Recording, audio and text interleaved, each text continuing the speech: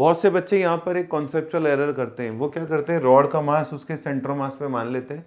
Centre mass पे मानने के बाद यहाँ से यहाँ तक की डिस्टेंस जाती है 3r/2 और उससे उनका जो फोर्स आ जाता है वो आता है 4/9 G capital M small m by r square, जो कि एकदम गलत है। जेईई एडवांस प्लस की सीरीज में एक क्वेश्चन आपके सामने लेकर के आ रहा हूँ, लेकिन इससे पहले आपको बता दूं कई सारे क्वेश्चंस ऐसे हैं जो उस दौरान वीडियो चैनल पे डाले गए थे जब आप जेईई मेन की तैयारी कर रहे थे या जेईई मेन एग्जाम दे रहे थे। तो एक बार मेरा सजेशन है उन क्वेश्चंस को भी जाके देखिए।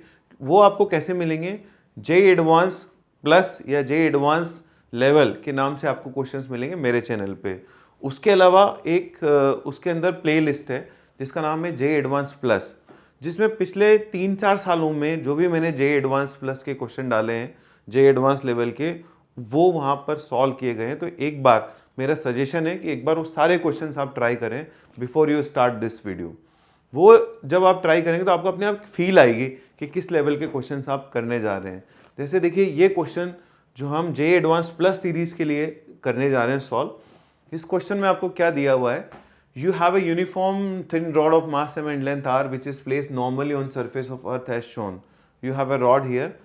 आपको बताना है ratio of magnitude of gravitational force exerted by earth on rod and the magnitude of gravitational potential energy. अब क्यों इसको जेईई एडवांस के लिए बोला जा रहा है, रीजन क्या है? रीजन ये कि दो बातें एक साथ पूछी जा रही है और वो भी एक्सटेंडेड मास के लिए। क्या क्या पूछा जा रहा है? फोर्स पूछा जा रहा है और क्या पूछा जा रहा है, पोटेंशियल पूछा जा रहा है, पोटेंशियल एनर्जी पूछी जा रही है। कैसे निकाली जाए?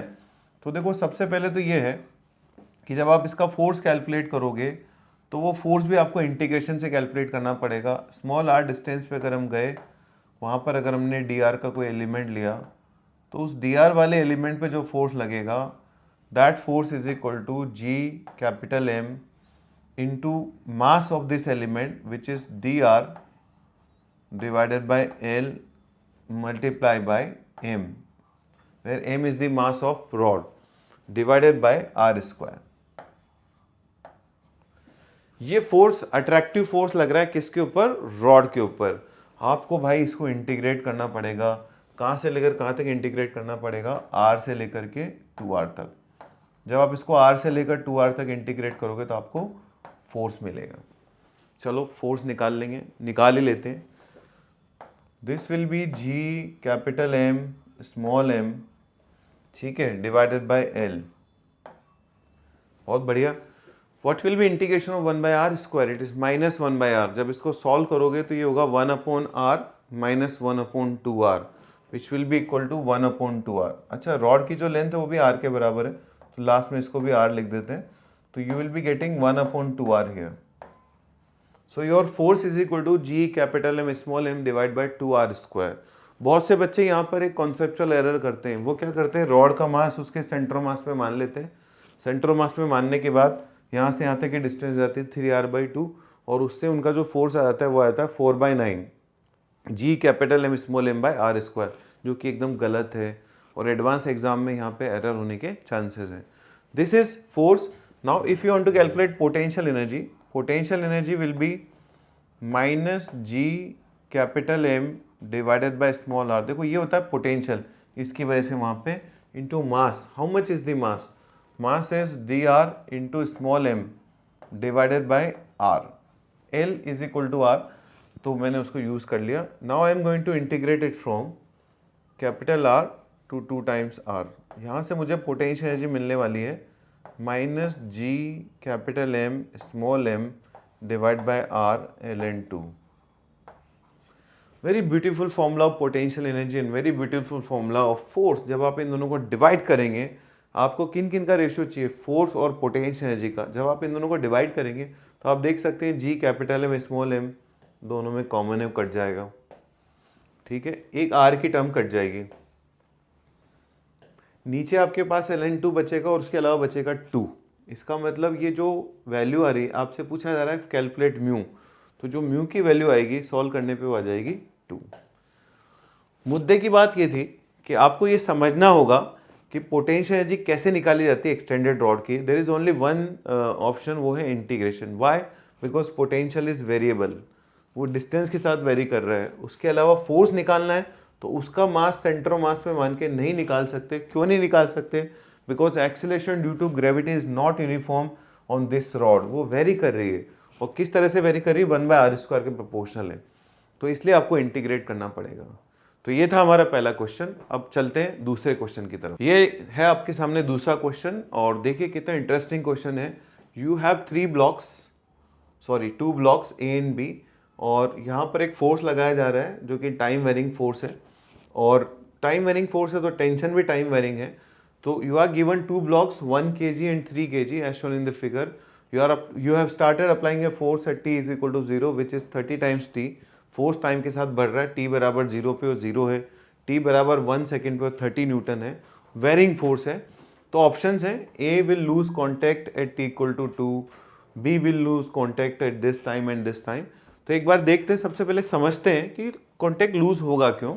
तो देखो बच्चों, यहाँ पर देखते हैं हमारे पास 3 टेंशन्स है। यहाँ इस डायग्राम में देखिए, यहाँ पर मैं फोर्स लगा रहा हूँ 30 टाइम्स t। मार्कर का कलर चेंज कर लेते हैं ताकि वहाँ पर अपन को लिखने को मिले। यहाँ पर फोर्स लग रहा है बच्चों 10 टाइम्स t, यहाँ भी लग रहा है 10 टाइम्स t, और यहाँ पर भी लग रहा है 10 times t। Why it is 10 times t? Because pulley is massless. If pulley is massless, तो मैं जब यहाँ 30 टाइम्स t लगाऊंगा तो उसका 1/3 1/3 1/3 तीनों जगह हो जाएगा। आप देख सकते हैं कि B ब्लॉक जो है वो कब उठने वाला है। B ब्लॉक तब उठेगा when 20 times t is more than or equal to 30। तो B ब्लॉक उठने वाला है t is equal to 1.5 पे। कब उठने वाला है? t इज इक्वल टू 1.5 पे। एक सेकेंड, इसको थोड़ा अच्छा कर लेते हैं।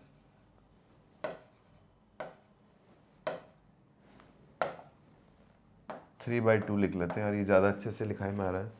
Okay, what about A block? तो जो ए ब्लॉक है आप देख सकते हैं वो उठने वाला है when 10t is more than equal to 10। So t is equal to 1 पे ए ब्लॉक उठने वाला है। इसका मतलब पहले कौन सा वाला ब्लॉक उठेगा? ए। वो कब उठ जाएगा? 1 सेकेंड पे। A will lose contact at t equal to 2, गलत। A will lose contact at t equal to 1, ये सही है। B will lose contact at t is equal to 2, ये गलत हो गया क्योंकि वो तो 3/2 पे कॉन्टैक्ट लूज करेगा। स्पीड ऑफ वे A when B loses contact is 1.5 और 2.5। ये चेक करना पड़ेगा कि ए की स्पीड कितनी आती है। तो सबसे पहले तो अपन ये देखें कि कॉन्टैक्ट लॉस करने के बाद होता क्या है। देखो, कॉन्टैक्ट लॉस करने के बाद क्या होगा, ये जो ए वाला ब्लॉक होगा आपका, ये ए वाला ब्लॉक हवा में आ चुका होगा, इस पर फोर्स लग रहा होगा 10 टाइम्स t, नीचे फोर्स लग रहा होगा 10, और ये वाला जो फोर्स है ऊपर वाला, ये वेरिएबल फोर्स है, इसलिए इसका एक्सेलेरेशन अपन निकाल सकते हैं। इसका जो एक्सेलेरेशन आएगा that will be 10 times t minus 1, क्योंकि ए अभी एक्सेलेरेटेड है। ठीक है, ए एक्सेलेरेटेड है, बी अभी पड़ा हुआ है। कब तक की कहानी है? 1.5 तक की कहानी। 1.5 तक बी पड़ा हुआ है, तो जब बी उठने वाला होगा तब तक अपने को ए की स्पीड बतानी है। You just integrate it. जब आप इसको इंटीग्रेट करोगे it will be a 10 into t² divide by 2 minus t, and you have to put the limit 1 to 1.5। ठीक है, you will be getting velocity of A when B is about to lift. जब आप solve करोगे तो इसकी value निकल के आती है बच्चों 1.25। पॉइंट लगने में दिक्कत हो रही है। यस, तो ये भी एक इंटरेस्टिंग क्वेश्चन था, छोटा सा क्रिस्पी क्वेश्चन था एडवांस के लेवल का, और इसमें और भी अच्छे अच्छे ऑप्शंस बन सकते थे। जैसे बी उठने वाला ऑप्शन बन सकता था, लेकिन वो एग्जामिनर ने गलत करवा दिया क्योंकि उनको सिंगल करेक्ट क्वेश्चन बनाना था। Now coming to third question, इस सीरीज का, इस वाले वीडियो का तीसरा क्वेश्चन जे एडवांस के लिए बहुत अच्छा क्वेश्चन है। You have a vernier caliper जिसके अंदर 10 वर्नियर स्केल डिवीजन कोइंसाइड करते हैं। 10 VSD is equal to 9 MSD। इसका मतलब 1 VSD is equal to 0.9 MSD। So जो लीस्ट काउंट इसका निकल के आता है बच्चों, वो निकल के आता है 0.1 MSD, which is equal to, how much is MSD? MSD is 0.1 centimeter, so the least count will be 0.01 centimeter. This is 0.01 centimetre, ये आ जाता है इसका लीस्ट काउंट। अब देखो वर्नियर कैलिपर जो है इसमें जीरो एरर है, वो भी नेगेटिव, क्योंकि आपका जो वर्नियर स्केल है अंदर तक धंस गया। लेकिन इसमें आप एक चीज़ नोटिस करिए कि ये वर्नियर स्केल कितना अंदर धंस गया। ये 1 से तो ज़्यादा है लेकिन 2 से कम है, ठीक है। तो हम इसको ऐसे पढ़ते हैं -2 times MSD, -2 times MSD plus vernier scale का कौन सा वाला डिवीजन मेन स्केल के किसी न किसी डिवीजन से कोइंसाइड कर रहा है, तो फोर्थ नंबर 1 2 3 फोर्थ, इसका मतलब 4 टाइम्स लीस्ट काउंट। ये है बच्चों इसकी नेगेटिव जीरो एरर। सॉल्व करिए इसको, तो ये MSD जो था वो था 0.1, so this will B -0.2 plus 0.04,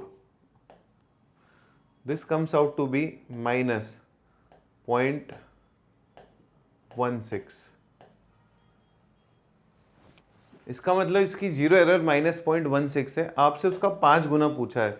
जब आप -0.16 को 5 से मल्टीप्लाई करेंगे तो आपकी जो जीरो एरर आएगी, वाइट करना पड़ेगा इसको, आपकी जो जीरो एरर आएगी that will be -8 times -8 centimetre. एक बार देख ले -8 सेंटीमीटर आ रहा है कि नहीं आ रहा। 0.16 इंटू 5 -0.8 आएगा यार, -0.8 सेंटीमीटर, ठीक है। तो ये आपका आंसर होगा। हमसे पूछा जा रहा है 5x बताओ, और आपसे x इन मिलीमीटर पूछा है ना, तो -0.8 सेंटीमीटर, इसका मतलब -8 मिलीमीटर हो जाएगा। तो आपका जो आंसर होगा वो हो जाएगा -8, ठीक है। तो ये थे बच्चों 3 क्वेश्चंस जो JEE एडवांस के लिए काफ़ी इंपॉर्टेंट थे। अब ये क्वेश्चंस मैं आपको दे रहा हूँ अगले वीडियो के लिए। अगले वीडियो में आपको इसका सोल्यूशन दिया जाएगा। उसके अलावा आपको बताए जाएंगे 2 से 3 और इंटरेस्टिंग क्वेश्चन ध्यान से देखिए। You are given a system which have 5 capacitors connected like this, there is an unknown battery, और आपको A और B के बीच का पोटेंशियल डिफरेंस दे रखा है। क्वेश्चन ध्यान से देखिए, this is VA minus VB which is 1, तो VA minus VB is 1, you have to find out voltage V। आपको इस वोल्टेज V की वैल्यू बतानी है। तो अगले वीडियो में आप इस वीडियो में जब आप इस वीडियो को देख रहे हैं तो इसके कमेंट सेक्शन में इसका आंसर डाल सकते हैं, और अगले वीडियो में हम इसको डिस्कस करेंगे। वो सारे बच्चे जिनको किसी भी कारण से क्वेश्चन नहीं आता वो अगले वीडियो का इंतजार करें, वहाँ पर आपको इसको एक्सप्लेन किया जाएगा। Thank you very much. Good luck for JEE advance.